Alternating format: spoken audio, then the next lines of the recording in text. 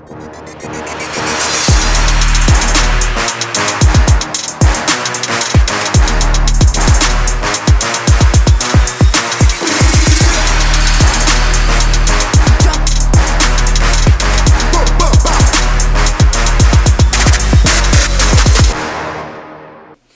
pessoal, estamos aqui hoje com mais um episódio do iNeurocast.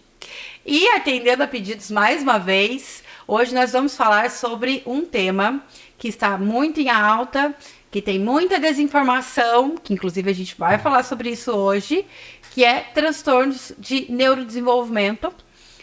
Especificamente, vamos falar junto? 1, 2, 3 e... TDAH! Nossa, sem romantizar, tá, gente? Hoje a gente vai falar um pouquinho sobre um transtorno, né? Que acomete aí cerca de 6% das pessoas, mas que tá bastante em alta nas redes. E a gente quer falar um pouquinho, porque vieram muitas dúvidas aqui pra gente, muitas perguntas. Vocês pediram bastante nas nossas redes. Foi um dos temas mais pedidos, perdeu só pra maternidade, porque o restante... o pessoal pediu sobre TDAH. Então, a gente vai falar um pouquinho hoje, né, de forma bem sucinta e nada aprofundado, mas a gente quer falar um pouquinho sobre o tema para vocês, que é um tema pertinente e que vem sido muito popularizado, romantizado muitas vezes, e também essa quantidade de humor que o pessoal tem usado para um novo tema, né? Memetizado. Que nem sei se esse termo existe, mas assim, quando você existe meme sobre tudo, né? E existem muitos memes, muitas dancinhas, muitas coisas sobre o autodiagnóstico, sobre diagnóstico. Então a gente quer falar um pouquinho para vocês hoje sobre TDAH. Eu acho que eu posso começar falando sobre, não TDAH, olha que ótimo. A pessoa fala, vamos falar sobre TDAH. Eu falo, não, vou falar de outra coisa. Mas porque é o que eu tenho informação, que era pra falar do autismo. Que essa coisa, todo mundo agora é autista. Todo mundo agora tem TDAH. E aí, eu vi um vídeo também desses que trazem informações, mas dessa vez era uma informação realmente pertinente, que é esse viés de percepção que a gente tem. Porque quando a gente vê as pessoas falando, olha, eu sou autista, a gente teve Dani Gentili acabou de falar, a Cia, a cantora, também acabou de falar, tiveram algumas pessoas que têm uma notoriedade na mídia falando sobre tal diagnóstico, e daí todo mundo fala, tá vendo? Agora todo mundo tem isso. Uhum. E na verdade, assim, conta aí quantas pessoas você viu que falaram que tem autismo, por exemplo, que é o que eu tô falando no caso. Acho que no máximo eu consigo contar 5. Quantas personalidades você conhece que são famosas, que estão na mídia? Milhares. Então, essas 5 pessoas que falaram ainda é muito pouco. Só que elas fazem uma bagunça, um barulho muito grande quando elas falam sobre o diagnóstico. Porque é diferente, algo que a gente não tá dando. E assim, é ótimo. Imagina as crianças que têm alguma coisa dentro do espectro autista, vendo pessoas que estão lá trabalhando, sendo famosos, que estão... conseguindo fazer uma vida extremamente funcional e falar pra elas, olha, beleza, isso é um grande incentivo. Mas, ao mesmo tempo, a gente não pode dizer que todo mundo tem. Todo mundo tem um pouquinho de autismo, todo mundo tem um pouquinho de TDAH. Não, gente, não é assim que funciona. Não. A gente tem várias características e, obviamente, várias características que podem ser semelhantes a alguma coisa que tá dentro de qualquer outro transtorno. Mas isso não quer dizer que a gente se encaixa naquele transtorno. E óbvio que esses transtornos, eles estavam aparecendo. Eu brinco sempre, sabe do quê? Do cigarro. Tabaco tá aí, há muito tempo na humanidade. E daí a gente começou a ver um número de câncer de pulmão aumentar. Aí você fala, só agora tem câncer de pulmão? Todo mundo sempre fumou. Não, é que antes a gente não sabia do câncer, a gente não sabia o que era. As pessoas tinham uma perspectiva de vida muito menor. A gente tinha uma exigência intelectual, uma exigência de concentração muito diferente. Pensa numa estrutura que tinha alguma coisa de caçador-coletor, que tinha alguma coisa sobre trabalhar na roça, que tinha alguma coisa... E ficar sentado numa sala de aula. O quão essas características podem ser controversas no mundo que a gente tem hoje, né? E aí, óbvio, agora a gente tem mais TDAH do que a gente tinha antes, a gente tem mais autismo do que a gente tinha antes, a gente tem mais todos os transtornos que a gente tinha antes, porque a gente não sabia. A gente tem mais informação do que a gente tinha antes, né? É exatamente isso. A gente tem mais diagnóstico. Não é que a gente tem mais, é que antigamente isso já existia. Porém, era sem diagnóstico, sem informação, né? E as pessoas, elas querem demonizar as coisas, e aí elas também acabam sendo radicais, né? E banalizar também, né? E banalizar. São dois extremos, né? Ou banaliza ou radicaliza, né? E aí, assim, o que é o TDAH? Transtorno. Já tem. O TDAH dela tá falando com a gente. Oi, TDAH. Transtorno de déficit de atenção e hiperatividade. Obrigada, meninas. E aí o que a gente tá falando é de um transtorno de neurodesenvolvimento, né? E o pessoal fala, quando eu sei que é transtorno? Porque, assim, é muito comum as pessoas falarem assim, eu tenho isso, eu tenho aquilo. A gente sabe que é transtorno quando existe prejuízo significativo de vida, tá? Sabe que é transtorno quando os sintomas não te permitem ter uma vida funcional, quando os sintomas não te permitem ter qualidade de vida, né? E aí, existem... TDAH, oferecimento, TDAH. Então, existe um esforço muito grande para uma pessoa que tem esse transtorno de continuar um diálogo, justamente porque a hiperatividade está sempre presente. Antes a gente falava que tinha TDA, por favor, não fala. Não existe TDA. É feio, a gente julga, é TDAH, por causa que a hiperatividade está sempre aí. E mesmo quando ele tem a apresentação desatenta, a cabeça está a milhão. A milhão. Então, por que uma pessoa com TDAH para de falar em algum momento para depois voltar igual? A gente fez um exemplo. Exatamente. Porque a cabeça dela tá pensando em milhões de outras coisas. Milhões de outras coisas estão aparecendo. E a nossa memória de curto prazo também ela é prejudicada, tá? E aí o que acontece? Eu vou lembrar do que a gente tá falando aqui daqui a um tempo, né? E aí, assim, pra eu decorar as coisas fica impossível, né? E aí, o que acontece? Há uma banalização, como a gente estava falando, sobre o tema. E tem muita gente que procura a gente na clínica para falar o seguinte. Eu acho que eu tenho TDAH porque eu me identifiquei com todos as legendas da dancinha do TikTok que eu sigo. Isso é triste, né? Não, é triste porque, assim, primeiro de tudo, autodiagnóstico é algo que não deveria existir. Se você entende que alguma coisa não está funcional, procure um neuropsicólogo, um psicólogo que seja especialista no tema, um psiquiatra, um neurologista, alguém que seja apto e capaz de diagnosticar, de fazer um diagnóstico sério. Hoje, se você conseguir, vai estudar também, né? Mas assim, dificilmente uma pessoa vai conseguir fontes seguras, né? E também tem toda a questão do como nunca deu um enxergar pra você. Não se enxergar. Não dá. Quando a gente fala de qualquer tipo de transtorno, tem todo um viés ali por trás. Não, e o diagnóstico precisa de apoio, né? Exatamente, né? E assim, existe todo um processo, né? Não é simples assim. E a pessoa... Você tem, né? Muitas vezes passa por um processo de negação, que ela não quer aceitar. E isso acontece não só com a pessoa que está passando pelo diagnóstico, mas também com a família. Porque a família muitas vezes não aceita o diagnóstico daquele paciente. Um diagnóstico na vida adulta, um diagnóstico às vezes na terceira idade, ou diagnóstico de uma criança com uma família. Porque assim, gente, existe muito tabu por trás da psicologia, do tema saúde mental. A gente não pode ser ingênuo, né? As pessoas têm preconceito. Então, assim, quando a gente fala de psiquiatria, de psicologia, é como se a gente estivesse falando de uma coisa, de um unicórnio voador. Ninguém nunca viu, né? E aí todo mundo fala, mas ninguém nunca viu. E aí tem gente que tem dificuldade, às vezes tem vergonha de falar que faz psicoterapia, ou que passa com psiquiatra, né? E aí o que acontece? A gente precisa falar sobre o tema de forma séria e comprometida, né? Então, o TDAH é um transtorno de neurodesenvolvimento que afeta aí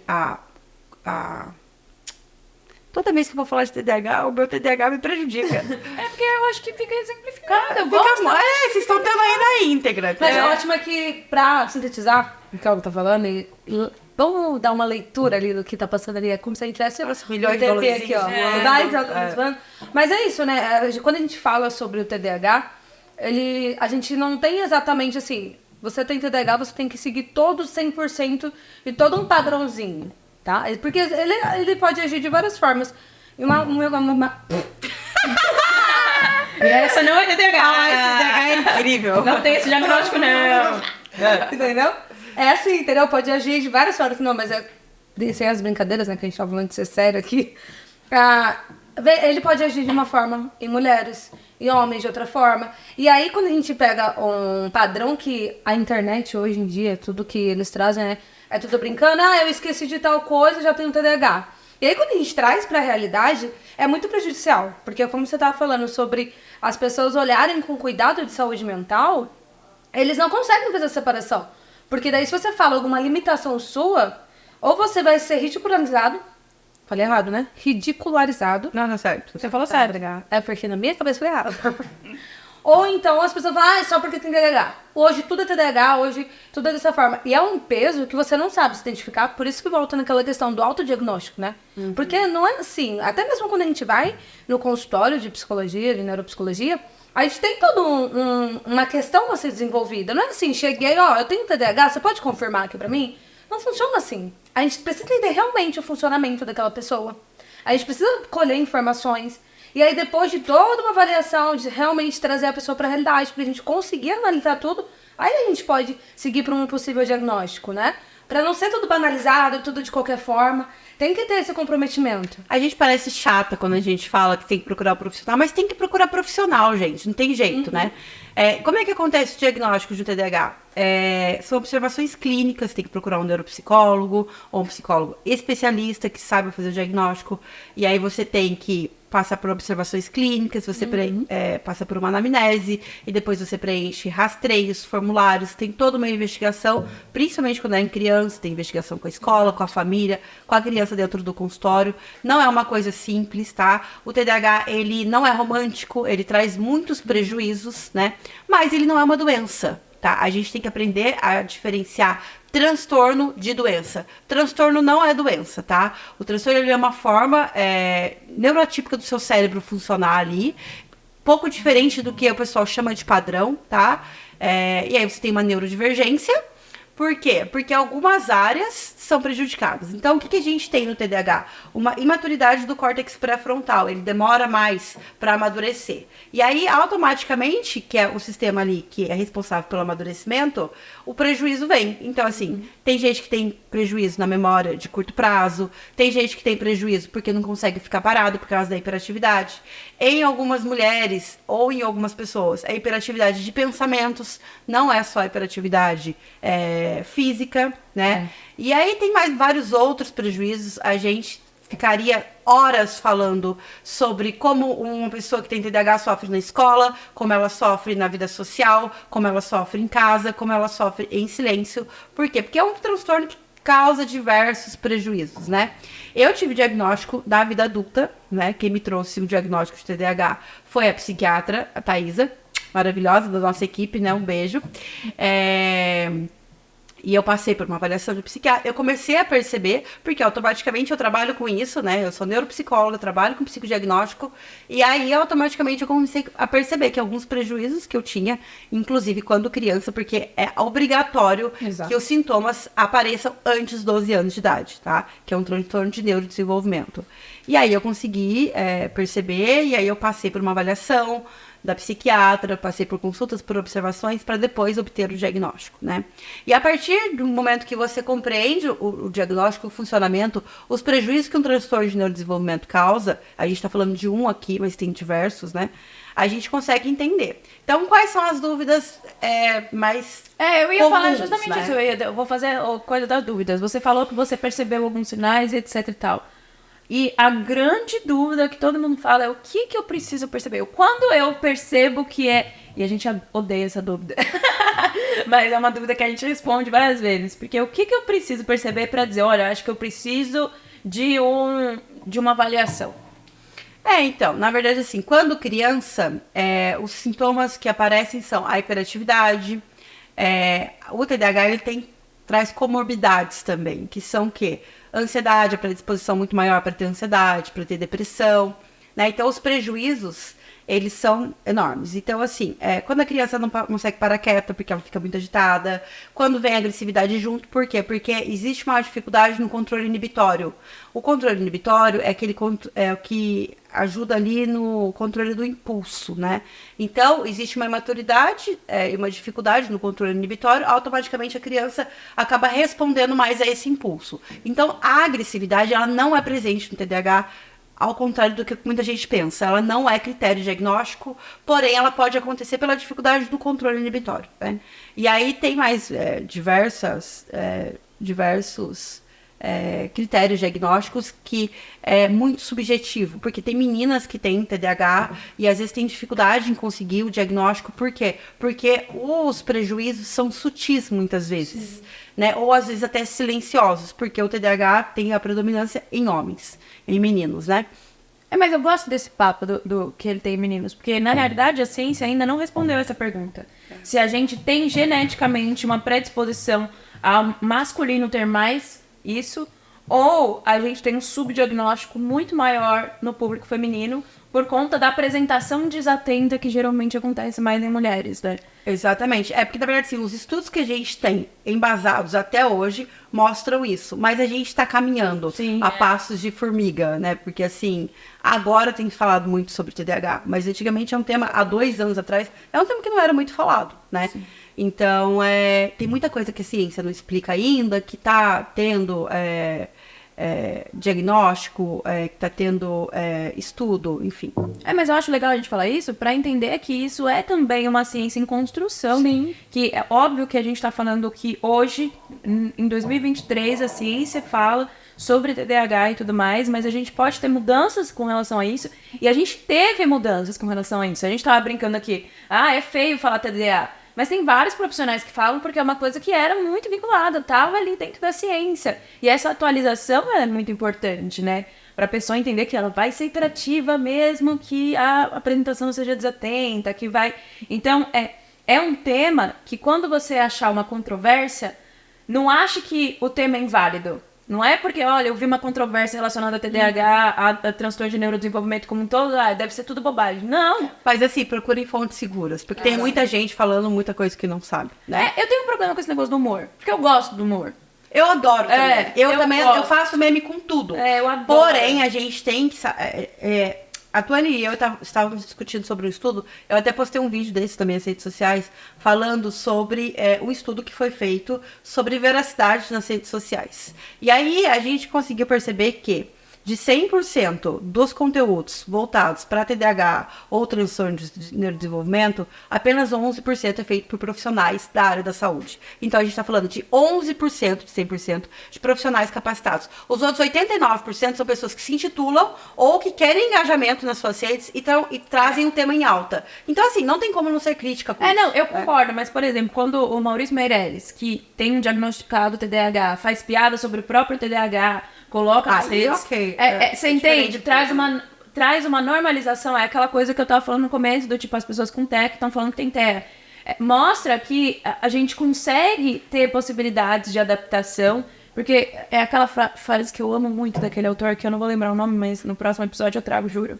Que é que uma criança com qualquer transtorno de neurodesenvolvimento, ela é um prego quadrado por princípio. E o problema da gente martelar ela num furinho redondo, numa sociedade redondinha, não é a força que a gente tem que fazer pra martelar, mas é que a gente quebra o prego. Aquele negócio deixa de ser quadrado pra enfiar ali no redondinho, e esse é o grande problema. A adaptação de uma criança com qualquer transtorno de neurodesenvolvimento e com TDAH, ela precisa ter como norte não a criança parecer típica, não a criança aparecer dentro dos limites do que é uma criança... para a idade dela, dentro dos padrões, mas o que é confortável e o que é funcional para aquela criança. Ela pode bater nos amigos? Não pode, a gente estava falando até disso, né?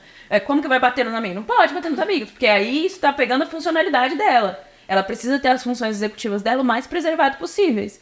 Mas tem coisas que não vai ficar sentada no lugar do mesmo jeito, não vai. A gente vai ter que ter outras ferramentas para fazer uma inclusão decente, sabe? E assim, o TDAH, ele também tem uma dificuldade em sustentar a atenção. Então, é uma dificuldade, uma imaturidade do córtex pré-frontal que prejudica também o sustentar a atenção. Então, assim, por exemplo, eu tô aqui falando, né, na prática para vocês, mas eu tô prestando atenção em tudo que tá acontecendo ao meu redor, eu tô pensando no próximo tema da pergunta que me fizeram, que eu tenho que trazer para vocês. E aí, se vier qualquer coisa, tipo, o Pedro vai entrar aqui para falar que tá dando nosso tempo de gravação, aquilo vai subir na minha cabeça, porque a dificuldade de sustentar a atenção, ela é muito grande. Só que tem 2 pontos que você tem dificuldade de sustentar a atenção. Só que se você liga o seu hiperfoco naquele assunto, nada tira a sua atenção, né? Então tem muitos pais que chegam na clínica e falam assim, meu filho não consegue ler um livro, não consegue estudar, porém ele adora ficar no videogame e fica por horas sem piscar. É claro, por quê? Porque o videogame, ele traz o quê? Uma sensação de prazer. A gente tem uma dificuldade dopamínica no nosso cérebro. Então, assim, a gente quer hormônios que tragam prazer, atividades prazerosas. Então, automaticamente, a gente vai querer o quê? Aquilo que é legal, aquilo que é gostoso, aquilo que é mais fácil. Então, a melhor forma de fazer com uma criança que tem TDAH consiga estudar sem prejuízo é entender qual é a melhor forma que ela aprende, qual a atividade adaptada para ela. Eu sei que isso é um tema aqui pra Tuane, né? Que é neuropsicopedagoga, e ela fala mas sabe por que eu gosto desse tema? Porque, por exemplo, eu sei que a minha voz, o meu tom de voz, ele é maçante pra várias crianças que têm TDAH. Você pode falar pra mim? Com certeza, é Com verdade. certeza, é verdade. Mas eu sei, aí é uma coisa que é o limite da criança ou meu, né?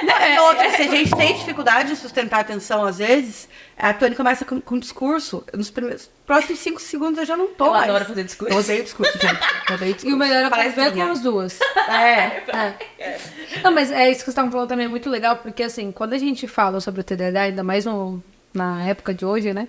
Que é tudo bem banalizado dentro das redes sociais, que são vídeos que você posta bastante, trazendo a realidade, né?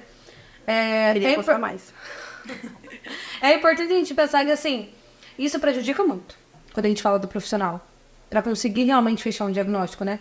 Porque aí, quando a gente traz realmente algumas necessidades, pra gente conseguir observar o funcionamento da pessoa, pra gente conseguir fazer essa adaptação que você tá falando, obviamente, com a escola, quando a gente fala de crianças, e até mesmo no ambiente de trabalho, né?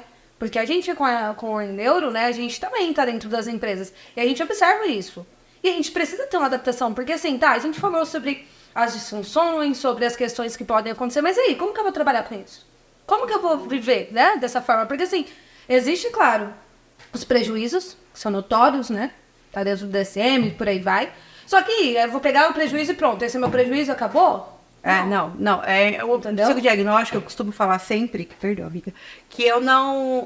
Que ele não veio para limitar, ele veio para somar, para que você compreenda o funcionamento do seu cérebro da forma mais profunda possível e entenda o que é seu e o que é um funcionamento biológico.